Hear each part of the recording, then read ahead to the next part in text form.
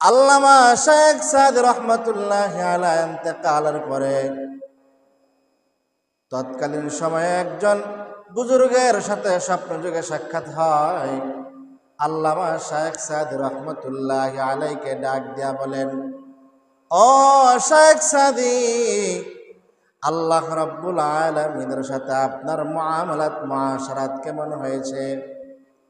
আল্লাহ রাব্বুল আলামিন আপনার কোন ইবাদতটা সবচেয়ে বেশি পছন্দ করছেন?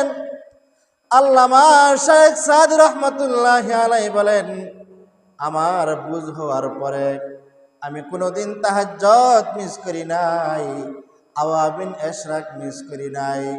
বলেন তো, যেই মানুষটা বুঝ হওয়ার পরে মৃত্যু পর্যন্ত প্রতিদিন তাহাজ্জুদ নামাজ আদায় করছে, আওয়াবিন ইশরাক প্রতিনিয়ত আদায় করছে, এই লোকটা কি জামাত মিস দেওয়ার কোনো সম্ভাবনা আছে?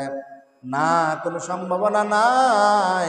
আল্লামা শেখ সাদি রহমাতুল্লাহি আলাইহি বলেন, আল্লাহ রাব্বুল আলামিন আমার কোন ইবাদত কবুল করেছে আমি জানি না, তবে আমি রাসূলুল্লাহর শানে, রাসূলুল্লাহর মান মর্যাদার একটা কবিতা বানাইছিলাম, বালাগাল উলা বিকামালিহি কাশাফাদ দুজা বিজামালিহি হাসনাতু জামিউ খিসালিহি সাল্লু আলাইহি ওয়া আলিহি।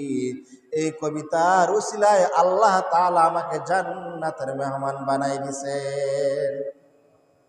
ভাইয়েরা আমার, আপনাদের সামনে যে আয়াতখানা তেলাওয়াত করেছি, আল্লাহ রাব্বুল আলামিন এই আয়াতের মধ্যে বলেন, মানুষের হক হলো দুই ধরনের। এক হলো বান্দার হক, হুকুকুল ইবাদ।